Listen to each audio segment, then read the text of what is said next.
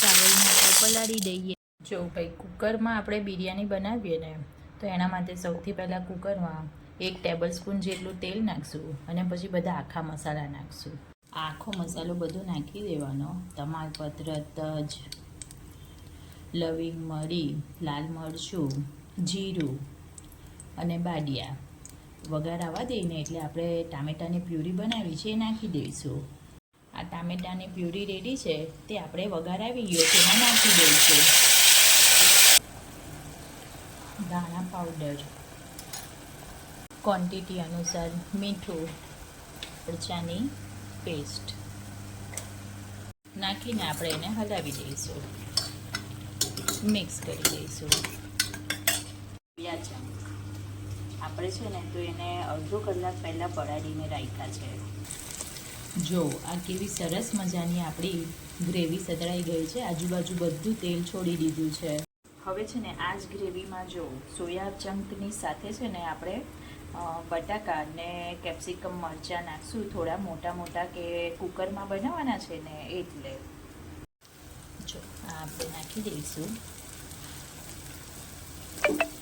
અને પણ થોડી વાર આપણે સોતે કરવા દઈએ. જો આ દહીં છે, જે દહીંની અંદર છે ને આપણે ગરમ મસાલો અડધી ચમચી અને કસ્તુરી મેથી એમાં આપણે મિક્સ કરીને ગ્રેવીમાં નાખી દઈશું. આ કસ્તુરી મેથી નાખીએ થોડી. હવે આ દહીં મિક્સ કરી દેવાનું આપણે. જો આ સરસ મજાનું દહીં, કસ્તુરી મેથી ને ગરમ મસાલો મિક્સ કરી દીધો છે. હવે એને આપણે નાખી દઈશું. હવે આ દહીં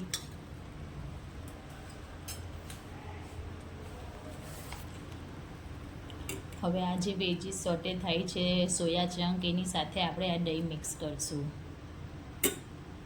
જો સરસ મજાનું સોટે થઈ ગયું છે. હવે એમાં આપણે ધીરે ધીરે થોડું પાણી નાખીશું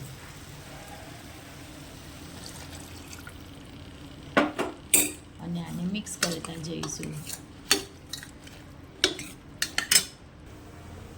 જો આ સરસ મજાનો ઉબાલ આવી ગયો છે, પાણી પણ ઉકળે છે એટલે આપણે જે હવે હાફ એન અવર્સ પહેલાં બાસમતી ચાવલ સોક કરેલા ને એને મિક્સ કરી દઈએ. આ ચોખા આપણે આમાં મિક્સ કરીએ. જો બધા ચોખા મિક્સ થઈ ગયા છે ને, બસ હવે આપણે આટલું જ પાણી નાખવાનું છે. અને શું કહેવાય કે ચોખાને આપણે અડધો કલાક પહેલાં પલાળેલા હતા ને એટલે આપણે માત્ર 2 જ વિસલ વગાડવાની છે કુકરમાં, જેથી ઝટપટ આપની સોયા ચંકવાળી બિરયાની છે રેડી થઈ જાય. જો આપણે કુકર બંધ કરી દીધું છે. હવે આપણે માત્ર સ્લો ફ્લેમ પર 2 જ વિસલ વગાડવાના છે. બસ આ 2 વિસલ વાગે એટલે બંધ કરી દઈશું આપણે. હવે આપણે કુકર ખોલીને જોઈ લઈએ. ઓહો હો હો, યમ્મી યમ્મી બની લાગે છે ભાઈ. ટેસ્ટ કરશું રાત્રે જમવા ત્યારે ખબર પડશે. આ હા હા, જો બહુ ફાઇન, બહુ સરસ. રેડી છે આપણું આજનું ભાણું.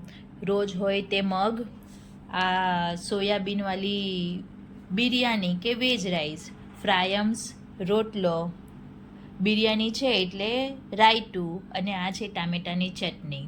જય શ્રી કૃષ્ણ, રાધે રાધે. ગમે તો લાઈક, કોમેન્ટ, શેર કરતા જજો. Thank you.